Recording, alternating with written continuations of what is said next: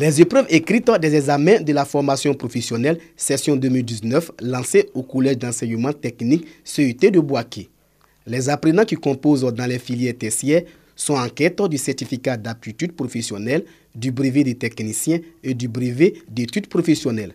Les autorités administratives et éducatives qui ont procédé au lancement officiel des épreuves apportent leur encouragement aux candidats. Vous savez que le thème retenu par Madame le ministre, c'est civisme et engagement de tous pour une école de qualité. Nous souhaitons que ce matin, vous vous débarrassez des vieux démons de la tricherie et que vous composez sereinement. L'année dernière, on a fait presque 96% dans les 3 centres. Aujourd'hui, effectivement, pour cette année, si on peut effectivement avoir 100%, c'est le souhait de tout le monde. Cap est mis sur le collège d'enseignement technique féminin. Dans ce centre, les mêmes conseils et mots de soutien ont été réitérés aux apprenants. La fin de ces phases écrites est prévue pour le jeudi 13 juin 2019. Les élèves qui négocient ce tournant important de leur vie scolaire sont au nombre de 1126 répartis sur 3 centres de composition à Boaké. 21 élèves ont été récompensés pour leur performance au cours de cette année scolaire 2018-2019 au collège adventiste. Les moyennes de ces élèves oscillent entre 13 et 17. Pour les responsables de l'établissement, il s'agit de créer à travers cette récompense une saine émulation entre les élèves. Au cours de cette journée de l'excellence, les élèves ont fait montre de leur talent à travers des poèmes et des prestations artistiques. Les effets néfastes du paludisme sur la population relevée. Première cause de consultation, d'hospitalisation et de décès. Le village de Belacro caracole en tête des localités les plus touchées par le paludisme dans l'ère sanitaire de Botro. Des mesures de prévention sont à prendre afin de briser la chaîne de propagation du paludisme. Zéro paludisme, les autorités sanitaires s'engagent et engagent les populations par des actes concrets. La prévalence du paludisme est encore très forte. On est à près de 50% de taux de paludisme. Il y a beaucoup de lacs, les ruisseaux, les zones marécageuses qui font que le paludisme est immense ici. Et il faut voir aussi le comportement de nos parents.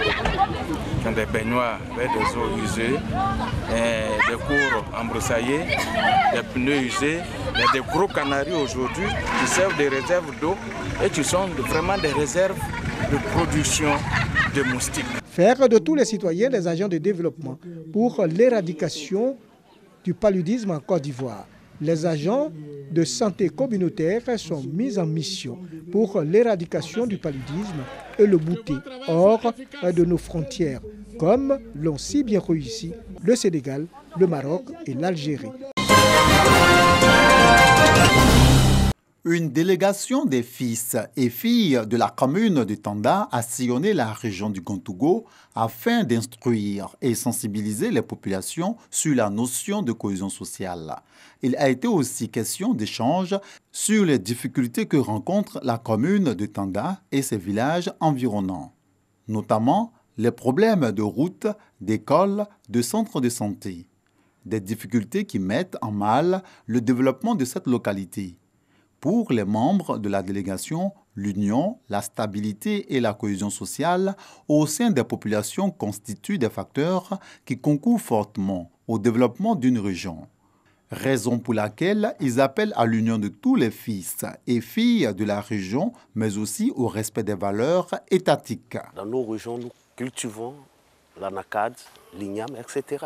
Mais les routes sont très mauvaises. Nos parents n'arrivent même pas à faire sortir les produits de les champs. Et encore, nos parents pensent qu'aujourd'hui, les filles, les places, c'est dans les foyers, dans les champs. Non, leur éducation aujourd'hui, c'est dans les écoles. Je lance un appel aux filles et fils. Mettons-nous ensemble pour pouvoir développer la région. Des séances de dépistage, un concours de beauté et un match de football ont ponctué cette tournée dans la commune de Tanda.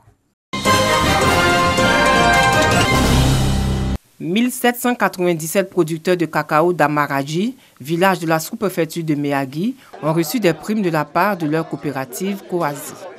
Outre les primes, les producteurs ont bénéficié également de la construction d'une école et d'un château d'eau équipé d'énergie solaire. Cette démarche des responsables de la coopérative vient récompenser les efforts des paysans pour la fourniture de cacao certifié. Cette année, j'ai reçu mon prime. Et puis encore, le village a reçu une école de 6 classes avec le logement de maîtres, encore pompe fourrage, château d'eau. On a bénéficié de beaucoup de choses. Et puis les boîtes pour aller au champ, ils donnent. Maquette, ils donnent. Tout ce qui est planté, ils font l'entretien de les planter 100%. Ces primes remises aux sociétaires de Kouazi s'élèvent à 112 millions de francs CFA. La coopérative, à travers ses actions, vise à améliorer les conditions de vie et de travail des producteurs de la localité. Notre lutte, c'est de sensibiliser les producteurs à envoyer leurs enfants à l'école, c'est d'éliminer le taux de fréquentation des enfants vers les pires formes du travail des enfants. D'autres sections telles que celles de Pogréagui et Méagui ont déjà bénéficié des projets de construction d'infrastructures de base, de distribution de primes et de produits phytosanitaires initiés par la société coopérative Kouazi. À Douakwakro, village situé à 18 km de Mbato, dans la région du Moronou, amorce son développement. Ici, centre de santé, groupe scolaire, château d'eau constituent une fierté pour les populations. À Douakwakro, la population reçoit l'eau normalement. Ils reçoivent l'eau. Ils sont satisfaits. À Douakwakro, c'est aussi des constructions rurales pour permettre aux villageois de vivre dans des conditions décentes. Douakwakro, à l'origine de sa création, était un tout petit village. Et après le lotissement, le président de la mutuelle a tout fait pour que nous soyons inscrits dans ce projet d'habitat rural. Et il a pu obtenir 10 maisons. Ça a éclairé le village en termes d'infrastructure, en termes d'équipement. Autre fierté de ce village, c'est sa future académie des études et sports. Elle sera constituée d'une école de formation sportive, d'une école d'enseignement général, allant de la 6e à la terminale et un lycée technique professionnel. C'est un grand pas pour le développement du village. C'est une école qui va former toute la jeunesse de la région, de la Côte d'Ivoire. Selon les cadres de ce village, cet édifice est une première en Côte d'Ivoire et dans la sous-région. Le projet que nous venons de voir, je dirais, je suis sidéré. D'un coût global de 8 milliards de francs CFA, ce centre est bâti sur une superficie de 20 hectares. Les travaux de ce centre sportif débuteront dans le mois de juillet 2019. À Douakwakro, avec ses 5000 âmes, marque ainsi un pas vers le développement. Des pagnes, des seaux, des kits alimentaires et des fournitures de première nécessité. Ce sont les dons qu'ont reçus les nouvelles mamans de Guy Bérois à l'occasion de la fête des mères. Au nombre de 200, les bénéficiaires issus des différents quartiers de la ville et des villages environnants s'estiment heureuses de n'avoir pas été mises à l'écart à cette cérémonie qui magnifie la femme. J'ai dit merci au Premier ministre, il m'a donné un cadeau pour mon bébé. Et j'ai dit merci à Belmont de nous avoir donné un cadeau aux enfants. Je lui dis merci. Cette action des autorités de la région s'inscrit dans le programme social du gouvernement qui, dans ce cadre, vise à venir en aide aux femmes vulnérables. Nous avons voulu célébrer la fête des mères et expliquer au moment qu'au-delà de la politique, il y a le volet social qui pour nous compte. Parce qu'on ne peut pas faire la politique sans inclure le volet social. Ces nouvelles mamans, satisfaites de ces présents, saisissent l'occasion pour partager un repas avec le député. Un match de football a mis fin à cette célébration qui a bénéficié du soutien du Premier ministre Amadou Gon Coulibaly.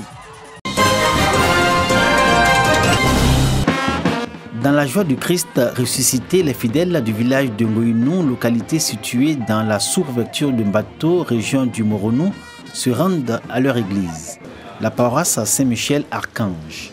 Atmosphère de célébration de la Pentecôte, fête chrétienne qui célèbre la venue de l'Esprit Saint sur les apôtres après la montée au ciel de Jésus-Christ.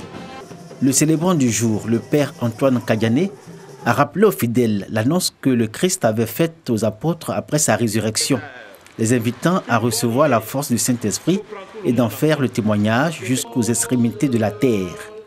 Rappel également de l'intérêt pour le village de Ngoyinou à l'union et la solidarité des filles, fils et cadres réunis au sein d'une mutuelle, la Mudengo, outil de développement et de progrès du village de Ngoyinou. Il faut prendre tout le monde en compte, parce que c'est quand on travaille ensemble que les choses avancent. La célébration de la Pentecôte a été l'occasion pour le Père Kadiané d'appeler les fidèles chrétiens et toutes les composantes de la population de Ngoyinou à la cohésion et la paix pour fédérer leur énergie au profit du développement et du progrès de Ngoyinou, village où la population est estimée à plus de 8000 âmes.